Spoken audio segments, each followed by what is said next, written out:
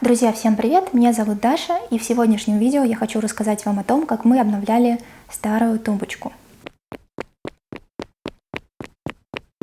Немного предыстории.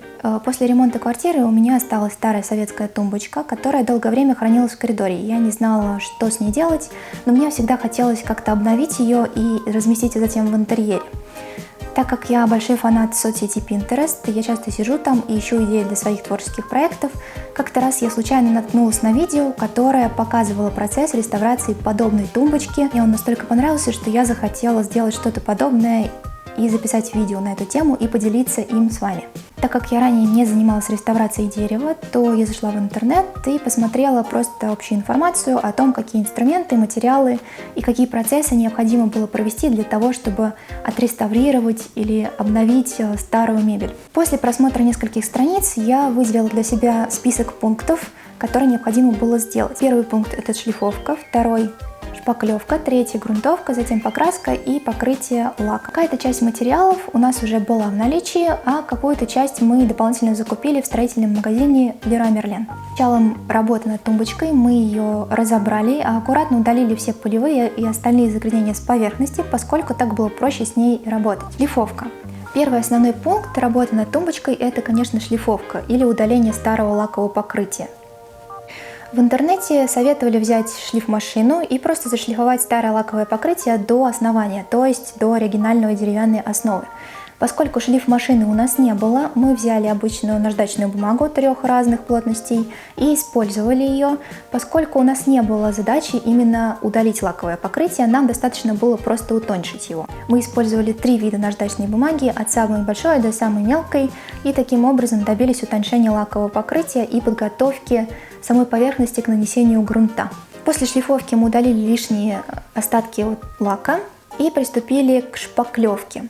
Шпаклевка нужна была для того, чтобы убрать всякие сколы и трещинки, которые остались в процессе бытования тумбочки. Шпаклевку использовали самую обычную для дерева и обычный резиновый шпатель, там же купили в строительном магазине. Тут, в принципе, ничего суперсложного нет. Просто зашпаклевали все неровности и затем подождали, пока шпаклевка высохнет, и дополнительно зашлифовали поверхность, для того, чтобы она была ровнее, и когда краска наносилась сверху, не было видно каких-то перепадов. Грунтовка. В качестве грунта я использовала обычный акриловый грунт, в 2 слоя покрыла им поверхность. Нужно было тщательно пропитать всю тумбочку со всех сторон, в том числе и там, где она была залакирована, то есть с внутренней части, с внутренней стороны, и даже те не покрытые никаким защитным слоем области я также покрыла грунтовкой, для того, чтобы краска лучше сцепилась при последующей покраске. На краске остановимся чуть подробнее. На самом деле можно было взять обычную коричневую краску и просто закрасить тумбочку коричневым и оставить, по сути, ее такой, как она была до этого, просто более обновленной. Однако мне хотелось как-то ее разнообразить, и в том же Pinterest я нашла очень прикольный референс, который показался мне интересным. И я хотела бы попробовать его повторить. Поэтому, когда мы покупали материалы в строительном магазине, я взяла колеры, похожие на то, что я видела в этом референсе. То есть это был бежевый, бирюзовый и коричневые оттенки. Я подобрала их и думала, что сделаю что-то подобное. Однако в процессе работы над тумбочкой мне все-таки захотелось сделать немного по-другому. Я решила оставить верхние боковые части и ножки коричневым цветом, внутреннюю часть ящиков покрыть бежевым, а внешнюю часть ящиков сделать бирюзовым. Мне показалось это прикольным и было интересно, как в итоге получится. В качестве краски для покрытия я выбрала цветную эмаль, поскольку она достаточно кроющая, плюс она на акриловой основе, и это позволяло создать такую защитную пленку на поверхности деревянной и предотвратить ее от последующих разрушений. По итогу коричневый цвет оказался слишком теплым. Когда я уже начала прокрашивать, я поняла, что это не тот оттенок, который бы мне хотелось видеть. Поэтому после того, как первый слой прокраски высох, я подумала и решила добавить в основной коричневый цвет немного синего строительного колера, который тоже был у нас в наличии, и сделать такую небольшую текстуру на поверхности. То есть, как видите, я не закрашиваю саму тумбочку целиком, а делаю такие мазочки. Из-за этого получается такая немножко гранжевая текстура, которая очень прикольно оттеняется, не делая при этом глухой матовый цвет.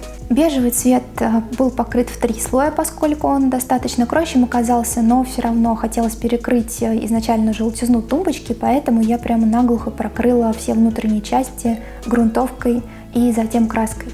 Бирюзовый цвет не стала перекрывать ее. Если вы присмотритесь, увидите, где-то чуть-чуть видно грунт, где-то чуть видно шпаклевку. Мне показалось, что вот эта вот неровность покрытия, она будет сочетаться с самим коричневым оттенком, который также был достаточно неоднородным. И вышло, по-моему, очень гармонично в итоге. Теперь лак. Лак я выбрала обычный акриловый, полуматовый, и покрыла им непосредственно всю тумбочку после того, как краска высохла, в 2 слоя. И небольшая изюминка, так сказать, это ручки. Изначально они мне не нравились, они были какие-то немного куцые, плюс там была всего 1 ручка на целый ящик, а мне хотелось все-таки как-то их уменьшить и сделать 2 вместо 1. Поэтому еще в строительном магазине мы присмотрели ручки. Они такие серебряные, прикольные, кругленькие и очень хорошо подходили к этой тумбочке, к ее стилистике общей. Вот. Изначально идеи делать мозаику на тумбочке у меня не было. Я хотела ее просто обновить и перекрасить, но впоследствии работы захотелось добавить какую-то интересную деталь на поверхность. В процессе сборки мозаики хотелось бы затронуть 2 основных идеи. Первая – это сам монтаж непосредственно на поверхность столешницы и посмотреть, как стекло витражное будет смотреться и как оно будет себя вести в процессе бытования.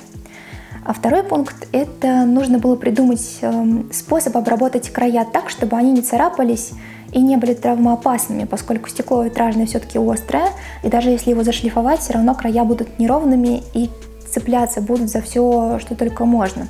Первым делом был разработан проект специального каркаса для оформления готовой мозаики.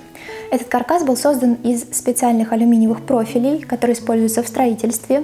Высота бортика у таких профилей 4 мм, и это было очень удобно, поскольку они совпадали с высотой витражного стекла. И таким образом можно было защитить края готовой мозаики и очень прикольно оформить их, и они бы сочетались с самой тумбочкой, и особенности с ручками и общей концепцией покраски. Всего было взято 4 таких профиля, которые были в равной степени отпилены под равными углами для того, чтобы потом соединить их в такую рамочку. Теперь по поводу эскиза. Изначально я разработала специальный эскиз, он был сложный достаточно, мне хотелось сделать что-то в стилистике ар-деко. Я нашла много референсов, сама нарисовала в векторе эскиз, подобрала цвета из наличия тех цветов витражного стекла, которые были у нас в магазине, и начала собирать мозаику. После того, как я собрала небольшой фрагмент, я уже поняла, что данный эскиз будет осуществить очень сложно и практически невозможно по ряду нескольких причин. Во-первых, расход стекла был просто огромный, то есть я сделала небольшой фрагмент мозаики и поняла, что потратила уже как минимум 4 листа витражного стекла, хотя фрагмент был небольшой.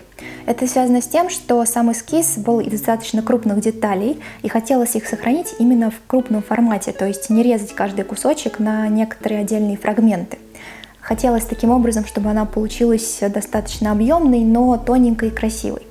Это оказалось сложно. Конечно, сказалось отсутствие опыта работы с витражным стеклом.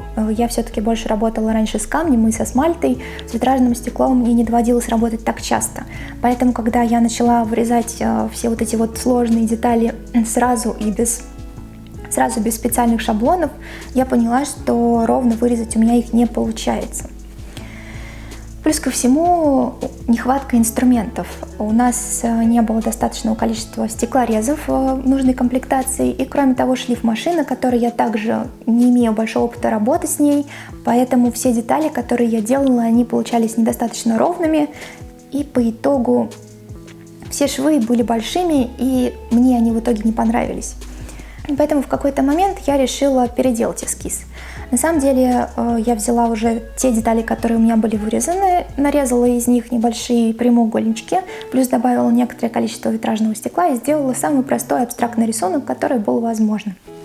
Мозаика вкладывалась лицевой стороной вниз на клейкую пленку, после чего на заднюю поверхность мозаики была нанесена монтажная сетка, на которую нанесен специальный монтажный клей, для того, чтобы закрепить эту сетку на поверхности мозаики. После этого к поверхности мозаики был прикреплен алюминиевый профиль, опять-таки при помощи этого монтажного клея. Затем была замешана эпоксидная затирка, которую я дополнительно заколеровала теми же самыми строительными колерами, которые использовала при покраске тумбочки в такой серый графитовый цвет. Эпоксидную затирку я использовала в качестве и монтажного клея, и затирки мозаики. Итоговый результат вы можете видеть здесь. Мне очень интересно ваше мнение. Расскажите о том, как вам понравилось, понравился ли вам результат, и что бы вы сделали, если бы делали подобную работу, какие бы детали внесли. Мне будет интересно почитать. Пишите в комментариях, понравилась ли вам эта идея, и хотели бы вы увидеть подобные видео больше на нашем канале. За реализацию проекта я благодарю Сергея Колбасова. Без него ничего бы этого не получилось. Спасибо огромное за помощь. Все инструменты и материалы, которые я использовала для создания мозаики, а также других каких-то элементов тумбочки, можно найти в описании к видео. Подписывайтесь на наш Инстаграм, не забывайте ставить лайки. Кроме того, заходить на сайт нашего онлайн-обучения, на котором, кстати, вышла статья, также посвященная этой тумбочке. Там будут всякие интересные подробности. Ссылка на нее также будет в описании к видео. А я желаю вам творческих успехов и вдохновения, и увидимся с вами в наших следующих видео. Всем пока!